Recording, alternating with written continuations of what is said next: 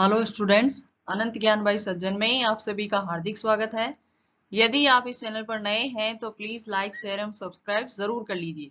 आज हम class 11 political science chapter 3 समानता के लघु उत्तरीय प्रश्न उत्तर हल करने जा रहे हैं। तो सबसे पहला प्रश्न है, समानता के मार्क्सवादी दृष्टिकोण को संक्षेप में समझाइए। पहला है, इसका उत्तर है, समानता के संदर्भ में मार्क्सवादी दृष्टिकोण इस बात का प्रतिपादन करता है कि जब तक समाज में विरोधी वर्गों का अस्तित्व रहेगा तब तक किसी भी रूप में समानता की स्थापना नहीं की जा सकती है। आर्थिक समानता को तब तक लागू नहीं किया जा सकता जब तक कि पूंजीवादी व्यवस्था पर आधारित व्यक्तिगत पूंजी को समाप्त करके उत्पादन, वितरण, विनिमय के साधनों को समाज के सभी वर्गों में विभक्त न कर दिया जाए। अतः मार्क्सवादी आर्थिक असमानता को भी समाज में एक वर्ग के द्वारा दूसरे वर्ग के शोषण एवं उत्पीड़न के लिए उत्तरदायी मानता है।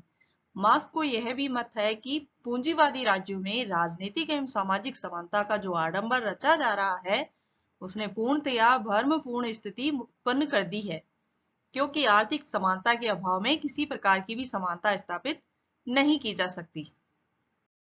प्रश्न नंबर 2 है, नकारात्मक समानता का संक्षेप में वर्णन कीजिए। इसका उत्तर है, सामान्य रूप से नकारात्मक स्वतंत्रता का अर्थ है विशेषाधिकारों का अंत। समाज के किसी वर्ग विशेष को जन्म, धर्म, जाति या रंग के आधार पर किसी प्रकार के विशेष अधिकार प्रदान न किए जाएं तो यह नकारात्मक समानता का द्योतक है। राज्य को चाहिए कि वह बिना किसी भेदभाव के नागरिकों को व्यक्ति के विकास के समान अवसर प्रदान करे। लोगों में प्राकृतिक कारणों से अर्थात जन्मजात असमानता हो सकती है, परंतु अप्राकृतिक कारणों से अर्थात पैतृक परिस्थितियों अथवा राज्य द्वारा किए गए भेदभाव के परिणाम स्वरूप किसी प्रकार की असमानता नहीं होनी चाहिए। छुआछूत का अंत व सबको शैक्षणिक संस्थाओं में प्रवेश का अधिकार नकारात्मक समानता के उदाहरण है। प्रश्न नंबर 3 है, सकारात्मक समानता का संक्षेप में वर्णन कीजिए। उत्तर है, सामान्यतया इसका अर्थ है कि प्रत्येक व्यक्ति को उसके व्यक्तित्व के विकास हेतु पर्याप्त अवसर मिले तथा राज्य के द्वारा उनमें कोई बाधा उत्पन्न न की जाए। यदि सभी को समान अवसर न मिले तो मनुष्य का सर्वांगीण विकास नहीं हो सकता। प्रत्येक व्यक्ति को अपनी योग्यता व प्रतिभा विकसित करने का समान अवसर प्राप्त होना चाहिए।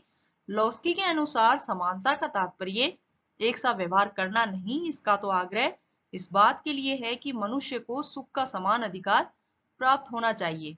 उनके अधिकारों में किसी प्रकार का आधारभूत अंतर स्वीकार नहीं किया जा सकता। समानता मूलतः समाजीकरण की एक प्रक्रिया है। प्रथमतः इसका अभिप्राय है विशेषाधिकारों की समाप्ति है और दूसरा व्यक्तियों को विकास के पर्याप्त एवं समान अवसर उपलब्ध कराने से है।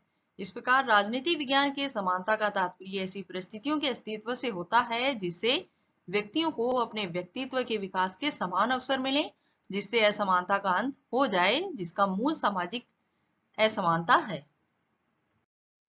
प्रश्न नंबर 4 है, कानून के समक्ष समानता के सिद्धांत को स्पष्ट कीजिए। उत्तर है, कानून के समक्ष समानता का अर्थ होता है कि कानून के समक्ष सभी व्यक्ति समान हैं तथा इसके अंतर्गत सभी व्यक्तियों के लिए राज्य समान कानून बनाता है तथा उन्हें समान रूप से लागू करता है। कानून के संबंध में राज्य धनी, निर्धन, ऊंच नीच, गोरे, काले, साक्षर, निरक्षर आदि का कोई भेद नहीं करता। जन्म, वंश, लिंग तथा जन्म के स्थान पर आधार पर कानून किसी भी व्यक्ति को प्राथमिकता प्रदान नहीं करता है। पश्चिमी बंगाल बनाम अनवर अली के मुकदमे में भारतीय उच्चतम न्यायालय ने कहा था कि समान परिस्थितियों में सभी लोगों के साथ कानून का व्यवहार एक सा होना चाहिए। कानूनी समानता के संबंध में इसी प्रकार की बात डार्सी ने भी कही थी। डार्सी के शब्दों में, हमारे देश में प्रत्येक अधिकारी, चाहे वह प्रधानमंत्री हो या पुलिस का सिपाही हो अथवा वसूल करने वाला, अवैधानिक कार्यों के लिए उतना ही दोषी माना जाएगा जितना कि कोई अन्य नागरिक। प्रश्न नंबर 5 है, आर्थिक समानता के किन्हीं 5 तत्वों का उल्लेख कीजिए। उत्तर है, आर्थिक समानता के 5 तत्व निम्नलिखित हैं। पहला है, प्रत्येक व्यक्ति की न्यूनतम भौतिक आवश्यकताओं की पूर्ति होनी चाहिए, जैसे वस्त्र, भोजन तथा आवास आदि की सुविधाएं। दूसरा है, प्रत्येक व्यक्ति को रोजगार, पर्याप्त मजदूरी तथा विश्राम के लिए पर्याप्त अवकाश प्राप्त होना चाहिए। तीसरा है, समान कार्य के लिए समान वेतन मिलना चाहिए। चौथा है, बेगारी, वृद्धावस्था, बीमारी व अन्य ऐसी स्थितियों में लोगों को राज्य की ओर से आर्थिक सहायता मिलनी चाहिए। 5वां है विभिन्न लोगों में आर्थिक विषमता की दूरी कम से कम होनी चाहिए। क्वेश्चन नंबर 6 है चित्रों पर एक नजर डालें। ये चित्र क्या संकेत करते हैं? उत्तर है ये चित्र मनुष्यों के बीच नस्ल और रंग के आधार पर भेदभाव की ओर संकेत करते हैं। यह हम में से अधिकांश को अस्वीकार्य है। वास्तव में इस प्रकार का भेदभाव समानता के हमारे आत्मबोध का उल्लंघन करना है। समानता का हमारा आत्मबोध कहता है कि साझी मानवता के कारण सभी मनुष्य बराबर सम्मान और परवाह के हकदार हैं। प्रश्न नंबर 7 है अवसरों की समानता से क्या आशय है? उत्तर है अवसरों की समानता का अर्थ है समानता की अवधारणा में यह निश्चित है कि सभी मनुष्य अपनी दक्षता और प्रतिभा को विकसित करने के लिए तथा अपने लक्ष्य और आकांक्षाओं को पूरा करने के लिए समान अधिकार और अवसरों के हकदार है। इसका आशय यह है कि समाज में लोग अपनी पसंद और प्राथमिकताओं के मामलों में अलग हो सकते हैं। उनकी प्रतिभा और योग्यताओं में भी अंतर हो सकता है और हो सकता है कि इस कारण कुछ लोग अपने चुने हुए क्षेत्रों में शेष लोगों से अधिक सफल हो जाएं, लेकिन केवल इसलिए कि कोई क्रिकेट में पहले पायदान पर पहुंच गया है या कोई बहुत सफल वकील बन गया है, समाज को असमान नहीं माना जा सकता।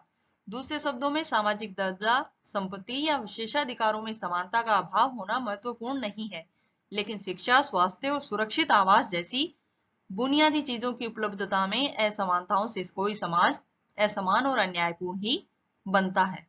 तो इसी के साथ आपके लघु उत्तरीय प्रश्न उत्तर इस चैप्टर के यही समाप्त होते हैं। अगली क्लास का इंतजार करते रहिए, तब तक के लिए अलविदा।